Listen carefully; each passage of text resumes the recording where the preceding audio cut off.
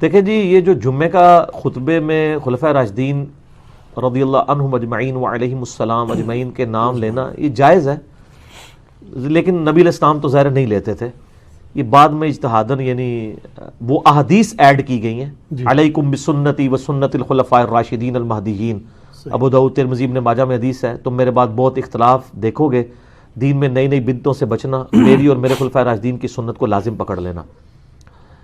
لیکن ظاہر ہے کہ یہ پھر اہل سنت کو پھکی تو ملتی ہے نا، جب وہ یہ شیعہ سے کہتے ہیں علی ولی اللہ کہاں سے لگا لیا تم نے کلمے میں، تو وہ کہتے ہیں نہیں جی، کلمہ تو لا الہ الا اللہ محمد رسول اللہ، یہ علی ولی اللہ تو ہماری نشانی ہے، ہم نے ایک سلوگن کے طور پہ اڈاپٹ کیا ہے۔ تو پھر وہ کہتے ہیں اچھا ہم نے یہ سلوگن کے طور پہ اڈاپٹ کیا تو تم نے بھی تو اذان کے ساتھ درود اڈاپٹ کیا ہوا ہے، اور جمعے کے خطبے میں خلفائے راشدین کے نام لیتے ہو، یہ کہاں سے ثابت ہے؟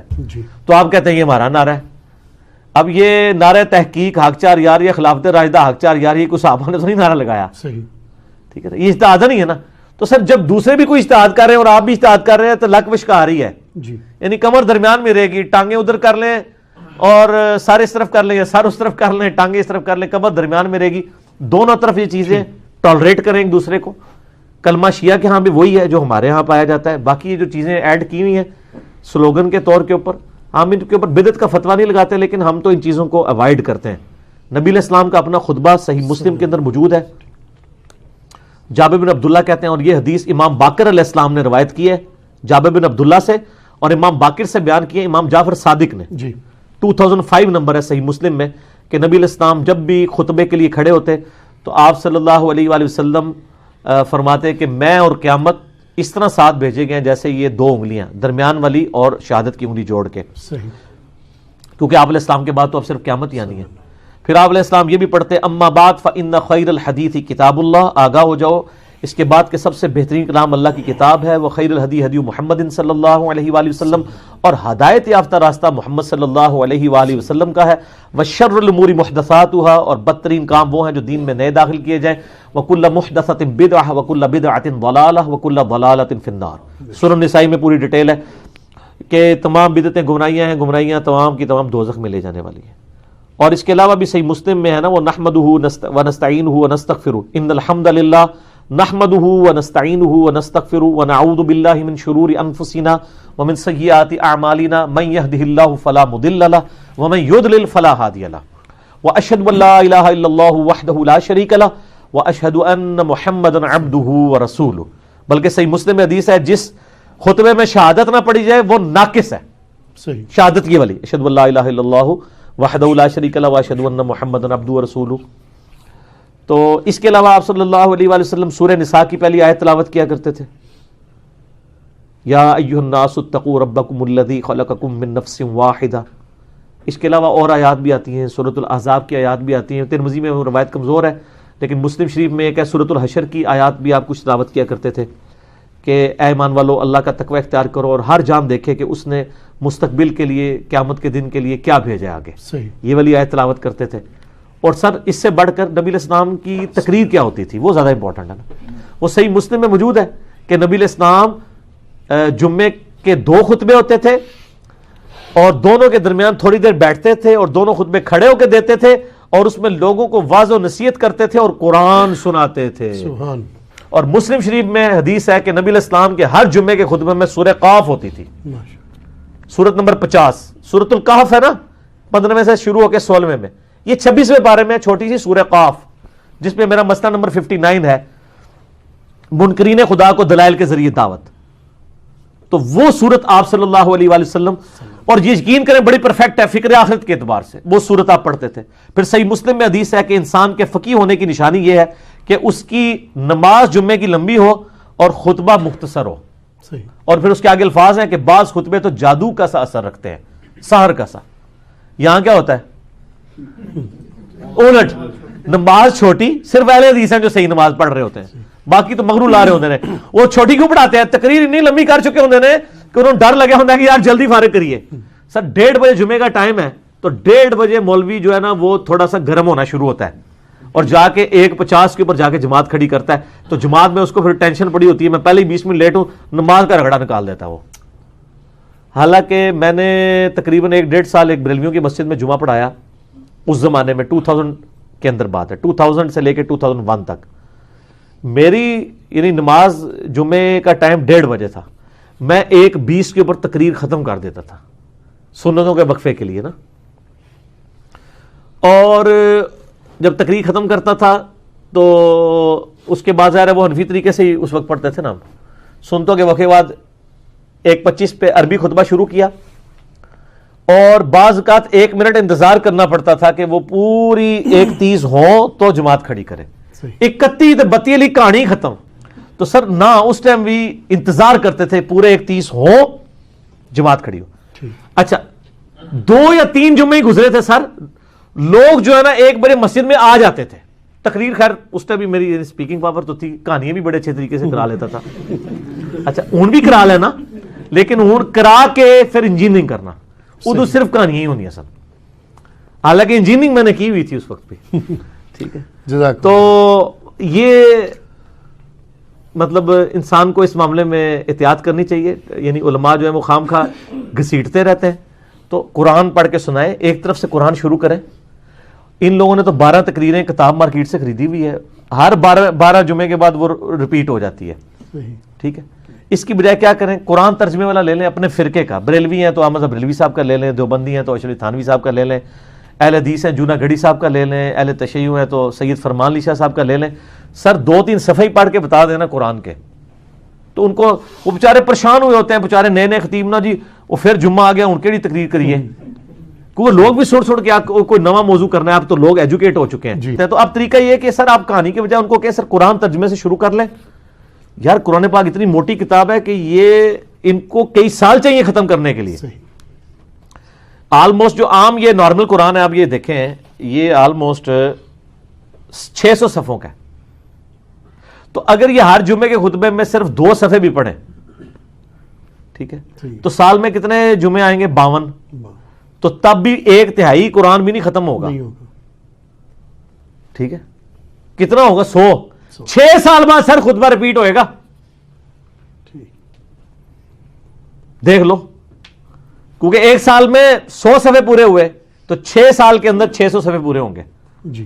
اور اگر اس کو صحیح طریقے سے بیان کیا جائے تو 1 صفحہ بھی نہیں سر مکمل ہوتا۔ آپ دیکھتے ہیں ہماری تفسیر ایک آیت کے اوپر میں نے بعض اوقات 6 گھنٹے کے لیکچرز ہیں، تو قرآن کو، اور نبی علیہ السلام کا خطبہ جمعہ قرآن تھا، اور وہاں یہ ایڈوانٹیج تھا کہ بیان کرنے والا بھی عربی تھا، سننے والے بھی عربی تھے، نہ ترجمے کی ضرورت تھی نہ تفسیر اس طرح کرنے کی، ڈائریکٹ بات کی دل کے اوپر اتر گئی۔ اب ہمیں ذرا ترجمہ بھی کر کے بیان کرنا پڑتا ہے، تو نبی علیہ السلام کے جمعے کا خطبہ تذکیر ہوتی تھی، نصیحت، اور نصیحت کس کے ذریعے؟ قرآن کے ذریعے۔ جابر بن عبداللہ کہتے ہیں، اور یہ حدیث امام باقر علیہ السلام نے روایت کی ہے جابر بن عبداللہ سے، اور امام باقر سے بیان کیے امام جعفر صادق نے جی۔ 2005 نمبر ہے صحیح مسلم میں کہ نبی علیہ السلام جب بھی خطبے کے لیے کھڑے ہوتے تو آپ صلی اللہ علیہ وآلہ وسلم فرماتے کہ میں اور قیامت اس طرح ساتھ بھیجے گئے جیسے یہ 2 انگلیاں درمیان والی اور شہادت کی انگلی جوڑ کے، کیونکہ آپ علیہ السلام کے بعد تو اب صرف قیامت ہی آنی ہے۔ پھر آپ علیہ السلام یہ بھی پڑھتے اما بعد فإن خیر الحدیث کتاب اللہ، آگاہ ہو جاؤ اس کے بعد کہ سب سے بہترین کلام اللہ کی کتاب ہے، وہ خیر الہدی ہدی محمد صلی اللہ علیہ وآلہ وسلم، اور ہدایت یافتہ راستہ محمد صلی اللہ علیہ وآلہ وسلم کا ہے، وشر الامور محدثاتها، اور بدترین کام وہ ہیں جو دین میں نئے داخل کیے جائیں، وکل محدثۃ بدعہ وکل بدعۃ ضلالہ وکل ضلالۃ فی النار۔ سورۃ النساء میں پوری ڈیٹیل ہے کہ تمام بدعتیں گمراہیاں ہیں، گمراہیاں تمام کی تمام دوزخ میں لے جانے والی ہیں۔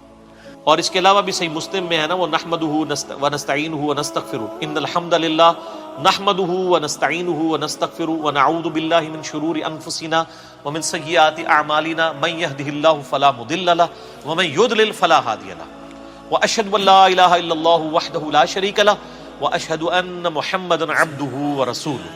بلکہ صحیح مسلم میں حدیث ہے جس خطبے میں شہادت نہ پڑھی جائے وہ ناقص ہے، شہادت یہ والی، اشہد ان لا الہ الا اللہ وحدہ لا شریک لہ واشہد ان محمدا عبدہ ورسولہ۔ تو اس کے علاوہ آپ صلی اللہ علیہ وآلہ وسلم سورہ نساء کی پہلی آیت تلاوت کیا کرتے تھے، یا ایھا الناس اتقوا ربکم الذی خلقکم من نفس واحدہ۔ اس کے علاوہ اور آیات بھی آتی ہیں، سورۃ الاحزاب کی آیات بھی آتی ہیں، ترمذی میں وہ روایت کمزور ہے، لیکن مسلم شریف میں ایک ہے سورۃ الحشر کی آیات بھی آپ کچھ تلاوت کیا کرتے تھے کہ اے ایمان والو اللہ کا تقوی اختیار کرو اور ہر جان دیکھے کہ اس نے مستقبل کے لیے، قیامت کے دن کے لیے کیا بھیجا آگے، یہ والی آیت تلاوت کرتے تھے۔ اور سر اس سے بڑھ کر نبی علیہ السلام کی تقریر کیا ہوتی تھی وہ زیادہ امپورٹنٹ ہے۔ وہ صحیح مسلم میں موجود ہے کہ نبی علیہ السلام جمعے کے 2 خطبے ہوتے تھے اور دونوں کے درمیان تھوڑی دیر بیٹھتے تھے اور دونوں خطبے کھڑے ہو کے دیتے تھے اور اس میں لوگوں کو واعظ و نصیحت کرتے تھے اور قرآن سناتے تھے سر. اور مسلم شریف میں حدیث ہے کہ نبی علیہ السلام کے ہر جمعے کے خطبے میں سورہ قاف ہوتی تھی, سورت نمبر 50, سورت القحف ہے نا, 15ویں سے شروع ہو کے 16ویں میں, یہ 26ویں پارے میں چھوٹی سی سورہ قاف جس میں میرا مسئلہ نمبر 59 ہے, منکرین خدا کو دلائل کے ذریعے دعوت. تو وہ سورت آپ صلی اللہ علیہ وآلہ وسلم, اور یہ یقین کریں بڑی پرفیکٹ ہے فکر آخرت کے اعتبار سے, وہ سورت آپ پڑھتے تھے. پھر صحیح مسلم میں حدیث ہے کہ انسان کے فقیہ ہونے کی نشانی یہ ہے کہ اس کی نماز جمعے کی لمبی ہو اور خطبہ مختصر ہو. اور پھر اس کے آگے الفاظ ہیں کہ بعض خطبے تو جادو کا سا اثر رکھتے ہیں, سحر کا سا. یہاں کیا ہوتا ہے الٹ, نماز چھوٹی, صرف اہل حدیث ہیں جو صحیح نماز پڑھ رہے ہوتے ہیں, باقی تو مغرور لا رہے ہوتے ہیں. وہ چھوٹی کیوں پڑھاتے ہیں؟ تقریر اتنی لمبی کر چکے ہوتے ہیں کہ انہوں نے ڈر لگا ہوتا ہے کہ یار جلدی فارغ کریے. سر 1:30 بجے جمعے کا ٹائم ہے, تو 1:30 بجے مولوی جو ہے نا وہ تھوڑا سا گرم ہونا شروع ہوتا ہے اور جا کے 1:50 کے اوپر جا کے جماعت کھڑی کرتا ہے. تو جماعت میں اس کو پھر ٹینشن پڑی ہوتی ہے, میں پہلے ہی 20 منٹ لیٹ ہوں, نماز کا رگڑا نکال دیتا ہوں. حالانکہ میں نے تقریباً 1.5 سال ایک بریلویوں کی مسجد میں جمعہ پڑھایا اس زمانے میں, 2000 کے اندر بات ہے, 2000 سے لے کے 2001 تک. میری یعنی نماز جمعے کا ٹائم 1:30 بجے تھا, میں 1:20 کے اوپر تقریر ختم کر دیتا تھا سنتوں کے وقفے کے لیے نا. اور جب تقریر ختم کرتا تھا تو اس کے بعد ظاہر ہے وہ حنفی طریقے سے ہی اس وقت پڑھتے تھے نا, سنتوں کے وقفے بعد 1:25 پہ عربی خطبہ شروع کیا, اور بعض اوقات 1 منٹ انتظار کرنا پڑتا تھا کہ وہ پوری 1:30 ہوں تو جماعت کھڑی کریں. 31 تے 32 والی کہانی ختم نا, وہ کہانی ختم. ٹھیک ہو گیا. اس طرح آج ایک کلپ آ رہا ہے مارکیٹ, وہ فرحان بھائی نے تیار کر لیا, وہ انشاءاللہ تعالیٰ ان قریب لانچ ہونے والا ہے. وہ نا ہی نا ہے اور اسے وہ نا 2 بار آئی ہے نا. وہ کلپ ہے نا مفتی صاحب, نا مفتی صاحب ہے, انہوں نے تعریف کی حدیث کی, اور ظاہر ہے ان کا بھی قصور نہیں, ان کے بزرگوں نے تعریف کی ہے تو ہم نے اس کی تھوڑی سی انجینئرنگ کر دی ہے. تو وہ کلپ ہے نا والا. تو سر نا اس ٹائم بھی انتظار کرتے تھے پورے 1:30 ہو جماعت کھڑی ہو. اچھا 2 یا 3 جمعے ہی گزرے تھے سر, لوگ جو ہے نا 1 بجے مسجد میں آ جاتے تھے. تقریر خیر اس ٹائم بھی میری اسپیکنگ پاور تو تھی, کہانیاں بھی بڑے اچھے طریقے سے کرا لیتا تھا. اچھا اون بھی کرا لینا, لیکن اون کرا کے پھر انجینئرنگ کرنا, اردو صرف کہانیاں ہی ہونی ہے سر, حالانکہ انجینئرنگ میں نے کی ہوئی تھی اس وقت. ٹھیک ہے, تو یہ مطلب انسان کو اس معاملے میں احتیاط کرنی چاہیے. یعنی علماء جو ہے وہ خام خواہ گھسیٹتے رہتے ہیں, تو قرآن پڑھ کے سنائے, ایک طرف سے قرآن شروع کریں. ان لوگوں نے تو 12 تقریریں کتاب مارکیٹ سے خریدی ہوئی ہے, ہر 12 جمعے کے بعد وہ ریپیٹ ہو جاتی ہے.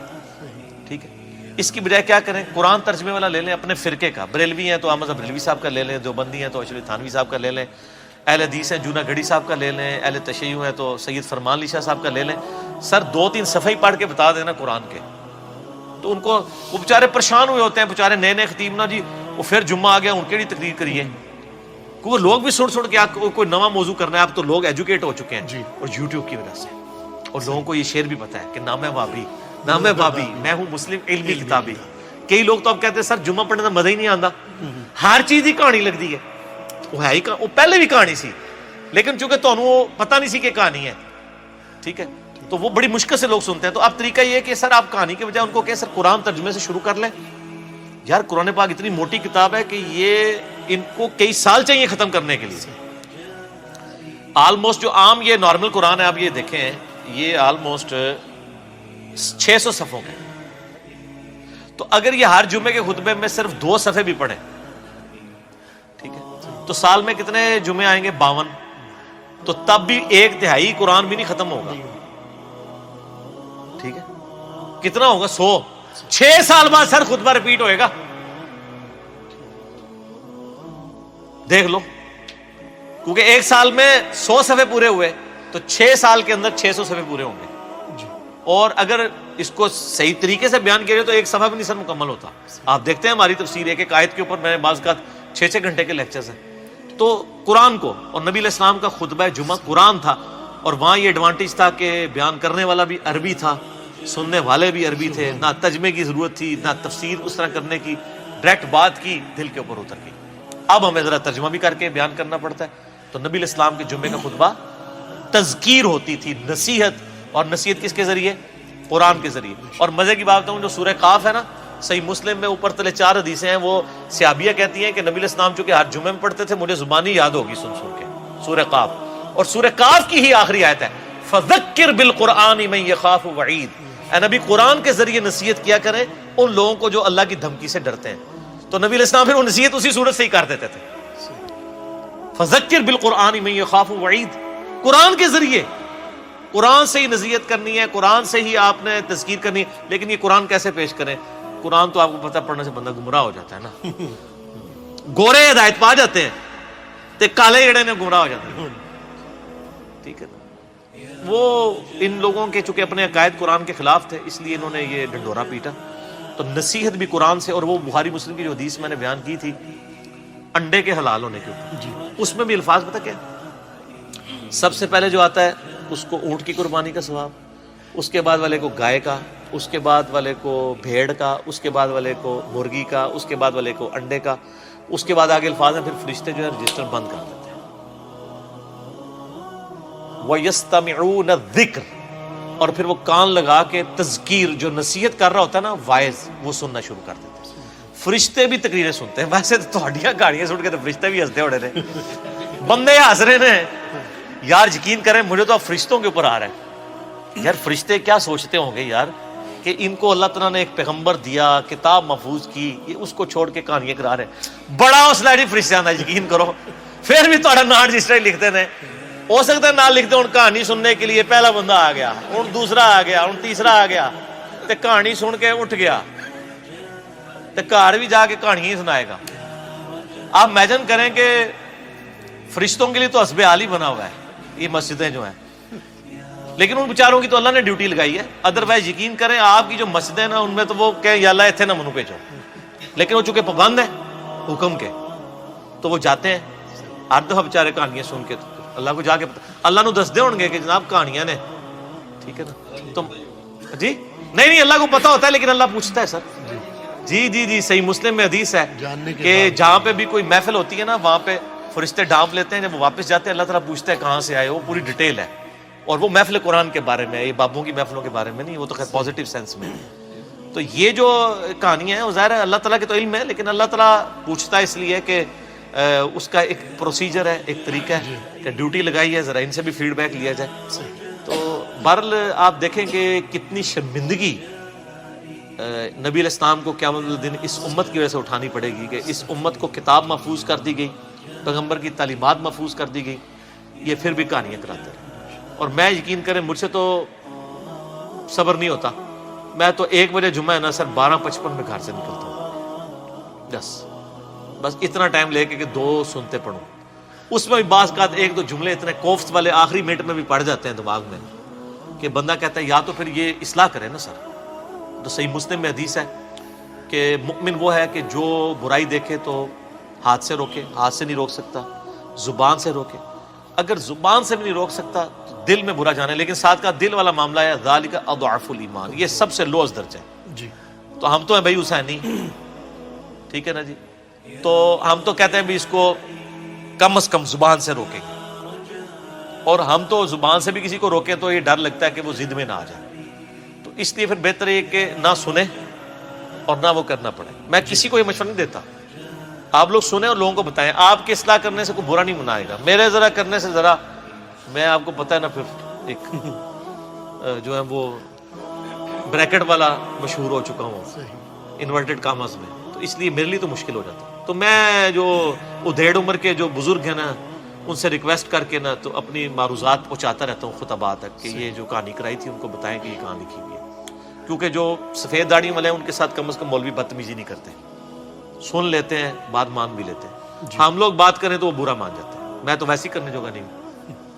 اور آپ لوگ بھی، آپ میں سے بھی اکثر وہ کو بات کرے وہ کہتے ہیں پتہ لگے کہڑے اسٹیشن تو بول رہے ہیں، ٹھیک ہے جی، یہ جو چھوڑ دیں جناب، جہاں بھی آپ یعنی یہ ہمارے ایک بھائی ہیں ساہیوال میں، وہ بتا رہے تھے وہ کسی مسجد میں چلے گئے تو وہاں پہ کوئی مولانا صاحب نا یعنی درس دے رہے تھے، تو ظاہر اب جو ہماری ویڈیوز دیکھتے ہیں ان کو تو پتہ ہوتا ہے نا مطلب یہ کیا سچ ہے اور کیا یہ کہانی کروا رہے ہیں. تو جناب وہ درس دے کے جب وہ فارغ ہوئے نا تو انہوں نے کہا جی یہ جو آپ نے بیان کیا ہے تو یہ کہاں پہ لکھا ہوا ہے، کوئی اس کا کوئی حدیث، کوئی ریفرنس اور یہ وہ. تو جب یہ کوئی بات پوچھ رہا ہو آج کے زمانے میں اور ساتھ اس کی غلطی سے اس کے منہ سے نکل جائے، یہ ہمارے لوگوں سے بڑی غلطی ہوتی ہے، وہ کہتے ہیں اس حدیث کا انٹرنیشنل نمبر بھی بتا دیں. بس یہ بولنے کی دیر ہے اور لگتا ہے مجھے پتہ لگ گیا تو کہڑے اسٹیشن تو بول رہے ہیں، تو انجینئر نو سننا ہے، جس مرضی اسٹیشن سے کوئی بول رہا ہے. ہم تو آپ سے اللہ نبی کی بات پوچھ رہے ہیں. مجھے کوئی شخص آ کے کہتا ہے جی سورہ البقرہ کی آیت نمبر 279 میں لکھا ہوا ہے کہ جو ہے وہ سود کھانے والا اللہ اور اس کے رسول سے جنگ کرتا ہے، تو میں اس سے اس کی ڈگری مانگوں گا؟ میں قرآن کھول کے پڑھوں گا، تو ریفرنس کو فالو کرو. صحیح بخاری میں حدیث ہے بلغوا عنی ولو آیہ، پہنچا دو میری طرف سے خواہ تمہیں ایک آیت ہی کیوں نہ آتی.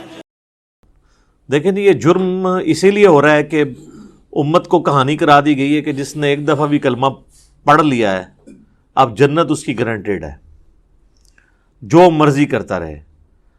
اور یہ بھی چیزیں آؤٹ آف کانٹیکسٹ پیش کی گئی ہیں، یہ اس طریقے سے نہیں تھا.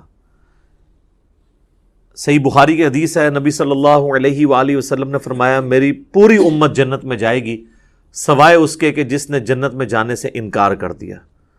تو پوچھا گیا کہ من ابا یا رسول اللہ، کس نے انکار کیا؟ تو آپ نے فرمایا کہ جس نے میرا حکم مانا وہ جنت میں جائے گا اور جس نے میری نافرمانی کی اس نے جنت میں جانے سے انکار کر دیا.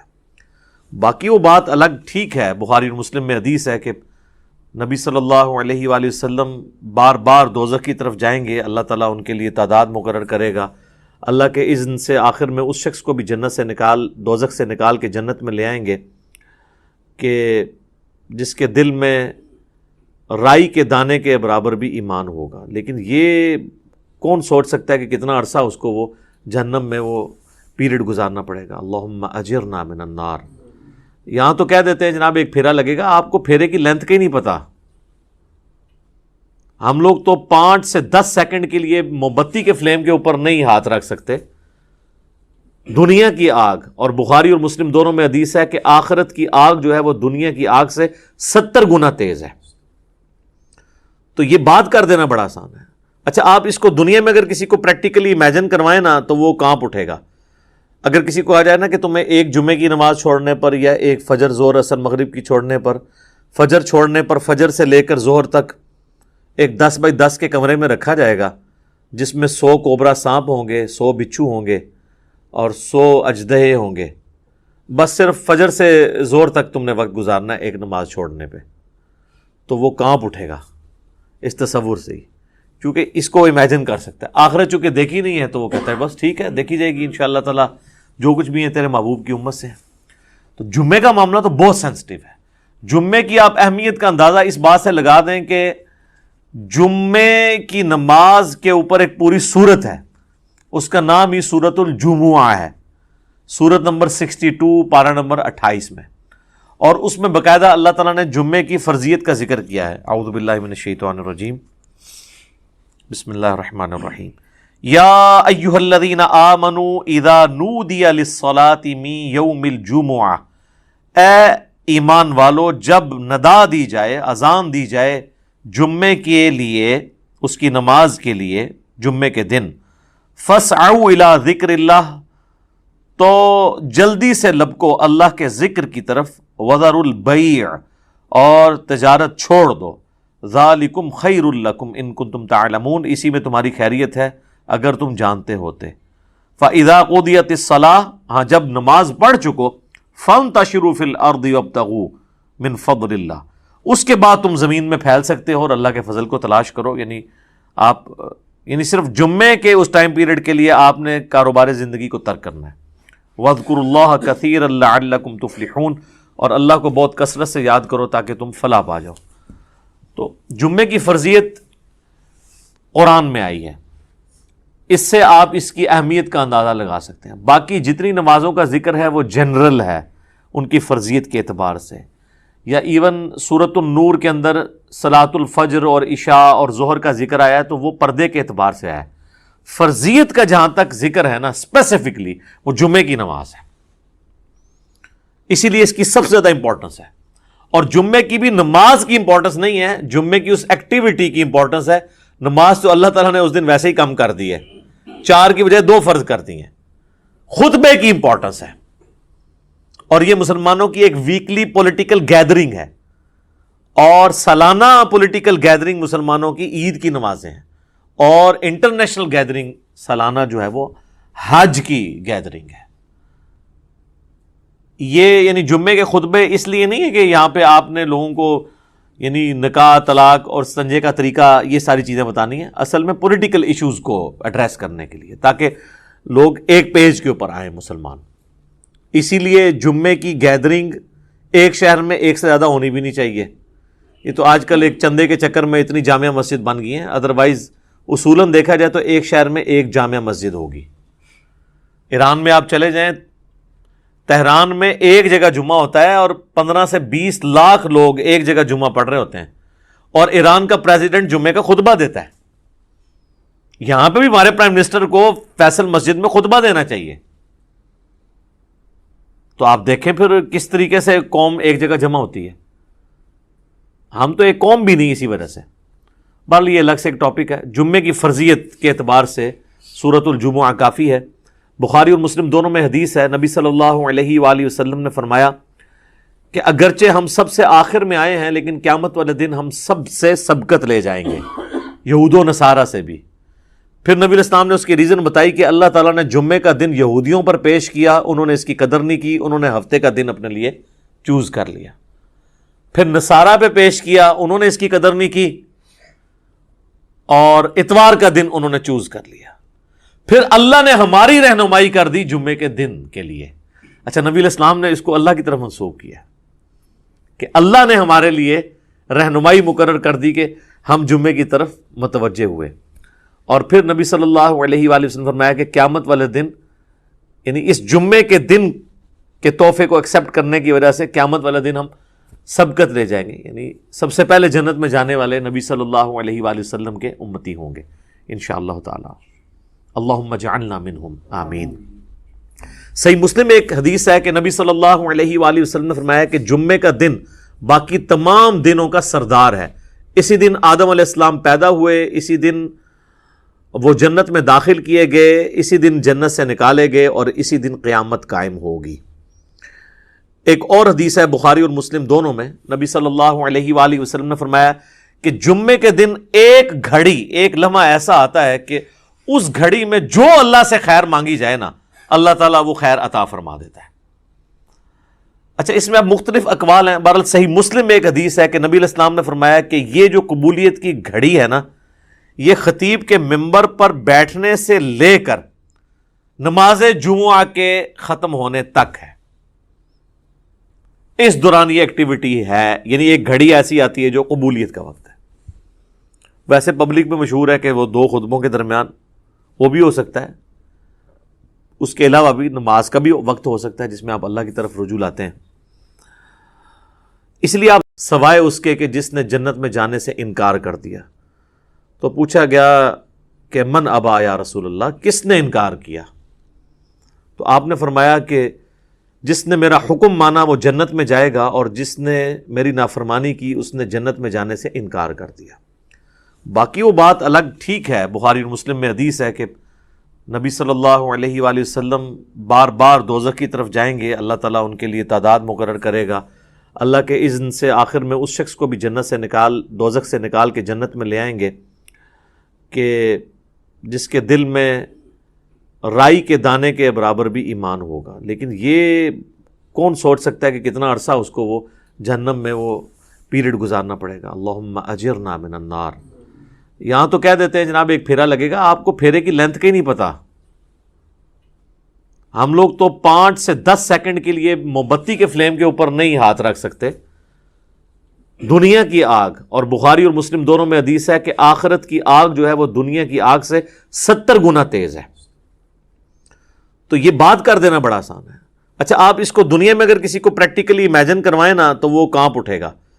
اگر کسی کو آ جائے نا کہ تمہیں ایک جمعے کی نماز چھوڑنے پر, یا ایک فجر ظہر اثر مغرب کی چھوڑنے پر, فجر چھوڑنے پر فجر سے لے کر ظہر تک ایک 10 بائی 10 کے کمرے میں رکھا جائے گا, جس میں 100 کوبرا سانپ ہوں گے، 100 بچھو ہوں گے اور 100 اژدہے ہوں گے، بس صرف فجر سے زور تک تم نے وقت گزارنا ہے ایک نماز چھوڑنے پہ، تو وہ کانپ اٹھے گا اس تصور سے ہی، کیونکہ اس کو امیجن کر سکتا ہے۔ آخرت چونکہ دیکھی نہیں ہے تو وہ کہتا ہے بس ٹھیک ہے، دیکھی جائے گی انشاءاللہ تعالیٰ، جو کچھ بھی ہے تیرے محبوب کی امت سے ہے۔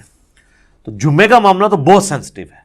جمعے کی آپ اہمیت کا اندازہ اس بات سے لگا دیں کہ جمعے کی نماز کے اوپر ایک پوری سورت ہے، اس کا نام ہی سورۃ الجمعہ ہے، سورت نمبر 62 پارہ نمبر 28 میں، اور اس میں باقاعدہ اللہ تعالیٰ نے جمعے کی فرضیت کا ذکر کیا ہے۔ اعوذ باللہ من الشیطان الرجیم، بسم اللہ الرحمن الرحیم، یا ایہا الذین آمنوا اذا نودی للصلاۃ من یوم الجمعہ، اے ایمان والو جب ندا دی جائے، اذان دی جائے جمعے کے لیے، اس کی نماز کے لیے جمعے کے دن، فاسعوا الی ذکر اللہ، تو جلدی سے لبکو اللہ کے ذکر کی طرف، وذروا البیع، اور تجارت چھوڑ دو، ذالکم خیر لکم ان کنتم تعلمون، اسی میں تمہاری خیریت ہے اگر تم جانتے ہوتے۔ فاذا قضیت الصلاۃ، ہاں جب نماز پڑھ چکو، فانتشروا فی الارض وابتغوا من فضل اللہ، اس کے بعد تم زمین میں پھیل سکتے ہو اور اللہ کے فضل کو تلاش کرو۔ یعنی آپ صرف جمعے کے اس ٹائم پیریڈ کے لیے آپ نے کاروبار زندگی کو ترک کرنا ہے۔ وَاذْكُرُوا اللَّهَ كَثِيرًا لَعَلَّكُمْ تُفْلِحُونَ، اور اللہ کو بہت کثرت سے یاد کرو تاکہ تم فلاح پا جاؤ۔ تو جمعے کی فرضیت قرآن میں آئی ہے، اس سے آپ اس کی اہمیت کا اندازہ لگا سکتے ہیں۔ باقی جتنی نمازوں کا ذکر ہے وہ جنرل ہے ان کی فرضیت کے اعتبار سے، یا ایون سورۃ النور کے اندر صلاۃ الفجر اور عشاء اور ظہر کا ذکر آیا ہے تو وہ پردے کے اعتبار سے آیا ہے۔ فرضیت کا جہاں تک ذکر ہے نا اسپیسیفکلی، وہ جمعے کی نماز ہے، اسی لیے اس کی سب سے زیادہ امپورٹنس ہے۔ اور جمعے کی بھی نماز کی امپورٹنس نہیں ہے، جمعے کی اس ایکٹیویٹی کی امپورٹنس ہے۔ نماز تو اللہ تعالیٰ نے اس دن ویسے ہی کم کر دی ہے، 4 کی بجائے 2 فرض کر دی ہیں۔ خطبے کی امپورٹنس ہے، اور یہ مسلمانوں کی ایک ویکلی پولیٹیکل گیدرنگ ہے، اور سالانہ پولیٹیکل گیدرنگ مسلمانوں کی عید کی نمازیں ہیں، اور انٹرنیشنل گیدرنگ سالانہ جو ہے وہ حج کی گیدرنگ ہے۔ یہ یعنی جمعے کے خطبے اس لیے نہیں ہے کہ یہاں پہ آپ نے لوگوں کو نکاح، طلاق اور استنجے کا طریقہ یہ ساری چیزیں بتانی ہیں، اصل میں پولیٹیکل ایشوز کو ایڈریس کرنے کے لیے، تاکہ لوگ ایک پیج کے اوپر آئیں مسلمان۔ اسی لیے جمعے کی گیدرنگ ایک شہر میں ایک سے زیادہ ہونی بھی نہیں چاہیے۔ یہ تو آج کل ایک چندے کے چکر میں اتنی جامع مسجد بن گئی ہیں، ادروائز اصولاً دیکھا جائے تو ایک شہر میں ایک جامع مسجد ہوگی۔ ایران میں آپ چلے جائیں، تہران میں ایک جگہ جمعہ ہوتا ہے اور 15 سے 20 لاکھ لوگ ایک جگہ جمعہ پڑھ رہے ہوتے ہیں، اور ایران کا پریزیڈنٹ جمعے کا خطبہ دیتا ہے۔ یہاں پہ بھی ہمارے پرائم منسٹر کو فیصل مسجد میں خطبہ دینا چاہیے۔ تو آپ دیکھیں پھر کس طریقے سے قوم ایک جگہ جمع ہوتی ہے۔ ہم تو ایک قوم بھی نہیں اسی وجہ سے۔ بہرحال یہ الگ سے ایک ٹاپک ہے۔ جمعے کی فرضیت کے اعتبار سے سورۃ الجمعہ کافی ہے۔ بخاری اور مسلم دونوں میں حدیث ہے، نبی صلی اللہ علیہ وآلہ وسلم نے فرمایا کہ اگرچہ ہم سب سے آخر میں آئے ہیں لیکن قیامت والے دن ہم سب سے سبقت لے جائیں گے، یہود و نصارہ سے بھی۔ پھر نبی علیہ السلام نے اس کی ریزن بتائی کہ اللہ تعالیٰ نے جمعے کا دن یہودیوں پر پیش کیا، انہوں نے اس کی قدر نہیں کی، انہوں نے ہفتے کا دن اپنے لیے چوز کر لیا۔ پھر نصارہ پہ پیش کیا، انہوں نے اس کی قدر نہیں کی، اور اتوار کا دن انہوں نے چوز کر لیا۔ پھر اللہ نے ہماری رہنمائی کر دی جمعے کے دن کے لیے۔ اچھا، نبی علیہ السلام نے اس کو اللہ کی طرف منسوب کیا کہ اللہ نے ہمارے لیے رہنمائی مقرر کر دی کہ ہم جمعے کی طرف متوجہ ہوئے۔ اور پھر نبی صلی اللہ علیہ وآلہ وسلم فرمایا کہ قیامت والے دن، یعنی اس جمعے کے دن کے تحفے کو ایکسیپٹ کرنے کی وجہ سے قیامت والے دن ہم سبقت لے جائیں گے، یعنی سب سے پہلے جنت میں جانے والے نبی صلی اللہ علیہ وآلہ وسلم کے امتی ہوں گے انشاءاللہ تعالی۔ اللہم اجعلنا منہم، آمین۔ صحیح مسلم میں ایک حدیث ہے کہ نبی صلی اللہ علیہ وآلہ وسلم نے فرمایا کہ جمعے کا دن باقی تمام دنوں کا سردار ہے۔ اسی دن آدم علیہ السلام پیدا ہوئے، اسی دن وہ جنت میں داخل کیے گئے، اسی دن جنت سے نکالے گئے، اور اسی دن قیامت قائم ہوگی۔ ایک اور حدیث ہے بخاری اور مسلم دونوں میں، نبی صلی اللہ علیہ وآلہ وسلم نے فرمایا کہ جمعے کے دن ایک گھڑی، ایک لمحہ ایسا آتا ہے کہ اس گھڑی میں جو اللہ سے خیر مانگی جائے نا اللہ تعالیٰ وہ خیر عطا فرما دیتا ہے۔ اچھا اس میں اب مختلف اقوال ہیں، بہرحال صحیح مسلم میں ایک حدیث ہے کہ نبی علیہ السلام نے فرمایا کہ یہ جو قبولیت کی گھڑی ہے نا یہ خطیب کے ممبر پر بیٹھنے سے لے کر نماز جمعہ کے ختم ہونے تک ہے، اس دوران یہ ایکٹیویٹی ہے، یعنی ایک گھڑی ایسی آتی ہے جو قبولیت کا وقت ہے۔ ویسے پبلک میں مشہور ہے کہ وہ دو خطبوں کے درمیان وہ بھی ہو سکتا ہے، اس کے علاوہ بھی نماز کا بھی وقت ہو سکتا ہے جس میں آپ اللہ کی طرف رجوع لاتے ہیں۔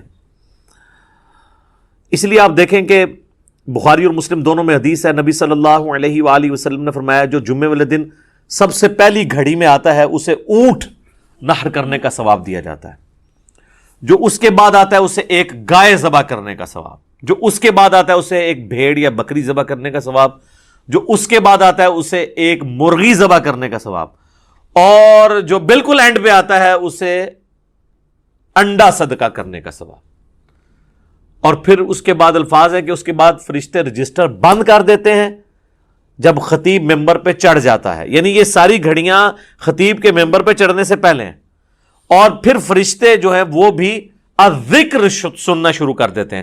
الذکر یعنی جو خطیب خطبہ دے رہے ہیں، بشرطے کہ وہ ذکر ہو، کہانیاں نہ ہو۔ الذکر تو پھر سر یہی ہے، انا نحن نزلنا الذکر وانا لہ لحافظون۔ صحیح مسلم میں حدیث ہے کہ نبی علیہ السلام کے جمعے کا خطبہ جو ہے وہ قرآن ہی ہوا کرتا تھا۔ 4 حدیثیں اوپر تلے۔ ایک صحابیہ کہتی ہے کہ میں نے حضور علیہ السلام سے جمعے کے خطبے میں اتنی دفعہ سورہ قاف جو پارہ نمبر 26 میں آتی ہے سنی کہ مجھے زبانی یاد ہو گئی۔ اب ہر جمعے میں وہ ظاہر تذکیر والی صورت ہے تو وہ الذکر سننا شروع کر دیتے ہیں، اور پھر اس کے بعد جو آتا ہے نا پھر اسے نارمل صرف نماز کا ثواب ملتا ہے، جو ایکسٹرا آرڈنری ثواب ہے نا جمعے کا وہ ختم ہو جاتا ہے۔ اچھا اسی حدیث میں الفاظ ہیں کہ جو پہلی گھڑی میں آئے اس کے لیے ثواب، پھر اس میں نبی علیہ السلام نے یہ بھی فرمایا کہ پھر جتنا مقدر ہو تم نماز ادا کرو، یعنی جمعے سے پہلے آپ 2 4 6 8 10 جتنی مرضی نفلی رکعتیں پڑھ سکتے ہیں۔ اچھا اس میں ایک حدیث ضعیف بھی پیش کی جاتی ہے ابو داؤد کی کہ جمعے والے دن مکروہ وقت کوئی نہیں ہوتا، وہ روایتی کمزور ہے، اس کا تو آپ نے بہرحال خیال رکھنا ہوگا۔ وہ جو 5-7 منٹ ہوتے ہیں جب سورج اپنے ٹریک میں بالکل سینٹر میں ہوتا ہے، جسے آپ زوال کہتے ہیں، وہ زوال نہیں ہوتا، وہ ضحوہ کبریٰ ہوتا ہے۔ زوال آفتاب تو کہتے ہیں آپ ظہر کا وقت شروع ہونے کو ہے، سورج گرنا شروع ہو جائے مغرب کی طرف، سینٹر سے ذرا سا ہٹے گا تو مکروہ وقت ختم ہو جائے گا۔ ایگزیکٹ سینٹر میں آپ سمجھ لیں وہ جو 5-7 منٹ ہیں وہ مکروہ وقت ہے، اس سے پہلے بھی آپ نفلی نماز پڑھ سکتے ہیں، اس کے بعد بھی ایگزیکٹ اس وقت نہیں پڑھ سکتے، تو جتنی مقدر ہو پڑھو۔ البتہ بخاری اور مسلم میں حدیث ہے کہ جب خطیب جو ہے وہ خطبہ دے رہا ہو نا تو پھر آپ نے 2 رکعتیں پڑھنی ہے، اور اس وقت تک نہیں بیٹھنا جب تک وہ 2 رکعتیں نہ پڑھ لیں۔ یہ جمعے کے دن کا پروٹوکول ہے، عام نمازوں کے لیے نہیں ہے، اور 2 سے زیادہ پھر نہیں پڑھنی جب خطبہ شروع ہو جائے، کیونکہ اصل مقصد تو خطبہ سننا ہے۔ اور اگر خطبہ شروع نہیں ہوا تو صحابہ کا جو معمول ہے وہ کم از کم 4 رکعتیں تھی جمعے سے پہلے، کم از کم 2 تو پڑھنی ہے آپ نے۔ اور بعد میں صحیح مسلم میں آتا ہے کہ جس نے جمعے کے بعد نماز پڑھنی ہے وہ 4 رکعتیں پڑھے، 2 کر کے بھی پڑھ سکتے ہیں اور اکٹھی 4 بھی پڑھ سکتے ہیں، دونوں طریقے سے ثابت ہے۔ تو یہ جمعے کی رکعتیں میں نے بتا دی، یعنی ٹوٹل کتنی ہوئی؟ 8، 2 سنتیں پہلے، 2 فرض اور 4 سنتیں بعد میں، اور اگر آپ نے پہلے 4 سنتیں پڑھنی ہیں تو پھر 10 ہوگی۔ تو نبی صلی اللہ علیہ وآلہ وسلم نے یعنی یہ ترغیب دلائی ہے کہ جمعے والے دن خطیب کے ممبر پہ چڑھنے سے پہلے پہنچ جائیں۔ اب حنفیوں کی چونکہ تقریر انہوں نے لادہ کر لی ہوئی ہے تو حنفیوں کے لیے یہ نہیں ہوگا کہ عربی خطبہ سننا ہوگا، وہ بھی جب ممبر پہ خطیب چڑھتا ہے نا اردو خطبے کے لیے تو اس کے بعد رجسٹر ان کے بند ہو جائیں گے۔ اب چونکہ انہوں نے اپنے پبلک کو پڑھایا ہوا ہے کہ یہ تقریر جو ہے یہ لادہ سے ہے، اصل عربی کے خطبے ہوتے ہیں، پھر لوگ کہتے ہیں پھر اصل ہی آگے سنیں گے جو ہمیں بھی سمجھنا ہے، اور معذرت کے ساتھ جو پڑھ رہے ہوتے ہیں ان کو بھی نہیں سمجھ ہوتی کہ وہ پڑھ رہے کیا ہیں۔ حقیقت بات ہے، کئی جو ائمہ ہیں آپ ان سے کہنا یہ جو تم نے عربی خطبہ پڑھا اس کا ترجمہ بتاؤ کیا ہے، تو جب پڑھنے والے کو بھی نہیں پتا تو سننے والے کو کیا پتا ہوگا۔ اس لحاظ سے اہل حدیث نے یہ ٹھیک کیا ہے کہ انہوں نے خطبے تو 2 ہی رکھے، اور اللہ کی حمد اور درود کو عربی میں رکھا، باقی انہوں نے جو واعظ اور تقریر جو مقصد تھا تذکیر کرنا اسے اپنی نیٹو لینگویج میں کر دیا، اردو کے اندر، انگلش کے اندر، یہی طریقہ ٹھیک ہے۔ تو حنفیوں نے وہ تقریر ایک تیسرا خطبہ ایڈ کر دیا، اور وہ بھی پھر بیٹھ کے شروع ہو گیا، حالانکہ خطبہ تو کھڑے ہو کے ہوتا ہے جمعے کا، بیٹھ کے تو آپ دے نہیں سکتے، اور اس میں آپ نے سہارا لے کے کھڑا ہونا ہے. وہ کھڑا سہارا ہو کے اس لیے ہوتا ہے کہ تقریر تھوڑی لمبی ہو تو آپ مطلب سہارا لے سکیں. انہوں نے بیٹھ کے خطبہ شروع کر دیا، تو یہ بھی ایک خلاف سنت چیز ہے. بہرحال جمعے کی نماز کی امپورٹنس اس حوالے سے آپ نے ذہن میں رکھنی ہے. باقی جمعے میں جمعے کی نماز اور اس کی تقریر کے علاوہ 2 اعمال ایسے ہیں جو اسپیسیفکلی اہمیت کے حامل ہیں. المستدرک للحاکم میں صحیح سند سے یہ حدیث ہے، مشکات کے اندر بھی موجود ہے، کہ جو شخص سورۃ الکہف کی تلاوت کر لے جمعے کے دن تو اگلے جمعے تک اس کے لیے ایک نور اللہ کی طرف سے مقرر ہو جائے گا. اور ابو داؤد میں ایک حدیث ہے، مشکات میں بھی ہے، سنن نسائی میں بھی، ابن ماجہ میں بھی، کہ نبی صلی اللہ علیہ وآلہ وسلم نے فرمایا کہ جمعے کا دن جو ہے یہ یوم مشہود ہے، یعنی اللہ کے حضور اعمال پیش ہونے کے اعتبار سے. اور اس دن آدم علیہ السلام پیدا ہوئے اور یہ تمام دنوں کا سردار ہے. تم اس دن مجھ پر کثرت سے درود پڑھو، تمہارا درود مجھ پر پیش کیا جائے گا. تو صحابہ نے عرض کیا اللہ کے محبوب علیہ السلام جب آپ فوت ہو جائیں گے اور آپ کی ہڈیاں مٹی میں مل جائیں گی، یہ الفاظ ہیں حدیث کے، کیونکہ اس وقت 295C اس طرح اپلائی نہیں ہوتی تھی سوال پوچھنے کے اوپر، تو تب بھی آپ پہ درود پیش ہوگا. تو آپ نے فرمایا ہاں، ان اللہ حرم علی الارض ان تأکل اجساد الانبیاء، بے شک اللہ تعالیٰ نے حرام کر دیا ہے مٹی کے لیے کہ وہ نبیوں کے جسموں کو کھائے. تو درود مجھ پر اس وقت بھی پیش ہوگا. تو جمعے کا دن اسپیسیفکلی درود شریف کا دن بھی ہے. اللہم صلی علی محمد وعلی آل محمد. اب آ جائیں وہ جمعے کے تاریخ کے اعتبار سے. صحیح مسلم میں ایک حدیث ہے، نبی علیہ السلام نے فرمایا کہ لوگوں جمعہ چھوڑنے سے باز آ جاؤ، ورنہ ایسا نہ ہو کہ اللہ تعالیٰ تمہارے دلوں پر مہر لگا دے. اور یہ مہر وہ ہے صم بکم عمی فہم لا یرجعون، ختم اللہ علی قلوبہم وعلی سمعہم وعلی ابصارہم والعیاذ باللہ تعالی. اور جامع ترمذی میں حدیث ہے جس نے مسلسل 3 جمعے چھوڑ دیے اللہ تعالیٰ اس کے دل پر مہر لگا دے گا. اچھا، اسی وجہ سے یہ پبلک مشہور ہے کہ 3 کٹھے نہیں چھوڑنے چاہیے. اندازہ کریں آپ، ان کو پتہ ہی نہیں ہے کہ یار مطلب صرف جمعہ ہی ہے مسلمان کے لیے، 3 نہیں چھوٹنے چاہیے. وہ کہتے ہیں نہیں، مسلم شریف میں حدیث ہے نا کہ ایک جمعے سے لے کر دوسرا جمعہ درمیان کے گناہوں کا کفارہ ہے، یعنی جو کام چک کے رکھو جمعہ پڑھ لو کام ختم. تو یہ پوری حدیث اس طرح نہیں ہے میرے بھائی، پوری حدیث اس طرح ہے اگر کبیرہ گناہوں سے بچا جائے تو ایک جمعے سے دوسرا جمعہ، اس تو بھی آسان کام، ایک رمضان سے دوسرا رمضان. شکر ہے تسی یہ نہیں لے آیا جمعہ دے ہفتے بعد پھر اللہ کی بارگاہ. ایک رمضان سے دوسرا رمضان اور ایک نماز سے دوسری نماز درمیان کے گناہوں کا کفارہ ہے اگر کبیرہ سے بچا جائے. تو سب سے کبیرہ گناہ شرک کے بعد اگر کوئی ہو سکتا ہے تو وہ فرض نماز چھوڑنا ہے. تو اگر کبیرہ گناہ نہیں کیے، یعنی ایک جمعے سے لے کر اگلے جمعے تک کوئی نماز نہیں چھوڑی، پھر چھوٹے گناہ معاف ہوں گے.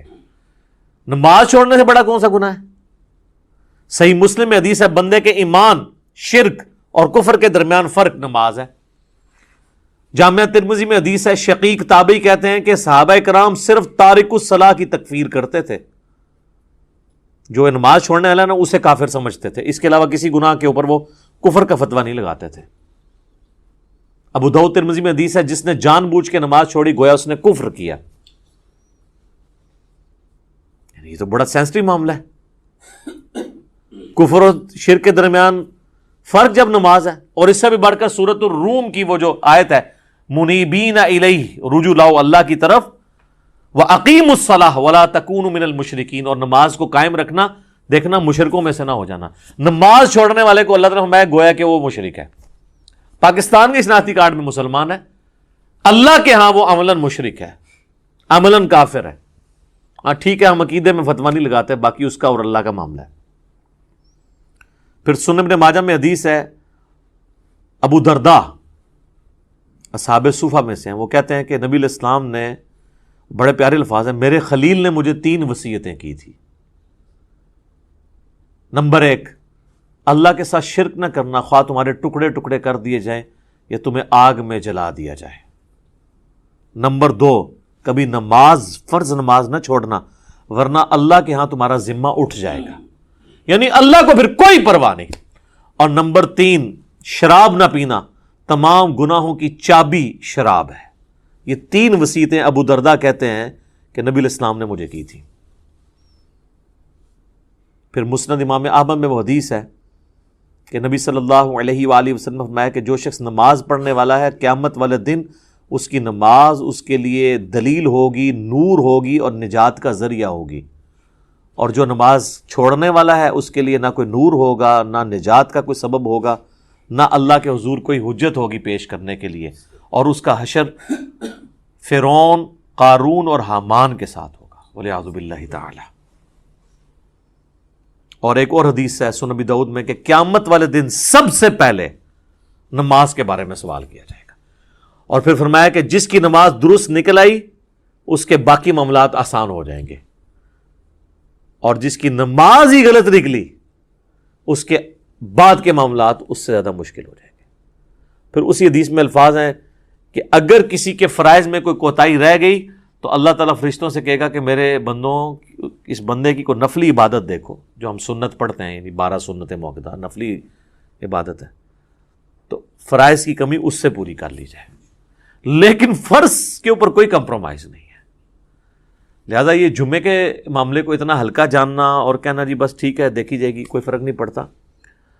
اور حقیقت بات تو یہ ہے کہ علماء عرب تو آپ کو پتہ ہے کہ نماز چھوڑنے والے کی تکفیر کرتے ہیں، اور ان کے فتوے کے تحت تو پھر ظاہر ہے کہ نکاح بھی ٹوٹ جائے گا. جو انہوں نے پوچھا نکاح تو ٹوٹ جائے گا ظاہر ہے.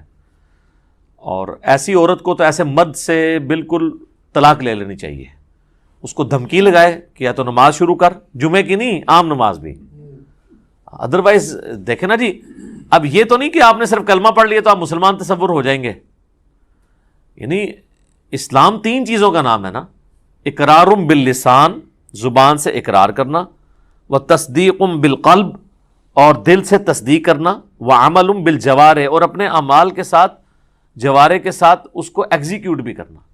جب میں آپ کو حدیث بتا رہا ہوں جامعہ ترمذی کی کہ صحابہ کرام علیہم رضوان تارک الصلاۃ کی تکفیر کرتے تھے. آپ نے عمر سیریز میں نہیں دیکھا کہ جب وہ جاتے ہیں جو مرتدین قبائل کی طرف، جن کی طرف ان کو خبر ملتی ہے کہ یہ مرتد ہوئے ہیں، تو وہ کہتے ہیں اذان دو. جواب میں اگر وہاں سے اذان کی آواز آتی ہے تو وہ پھر حملہ نہیں کرتے تھے، اور نہیں آتی تھی تو پھر وہ یعنی وہ ان کے لیے جو ٹیسٹر انہوں نے رکھا ہوا تھا نا، چیک پوائنٹ، وہ نماز تھی.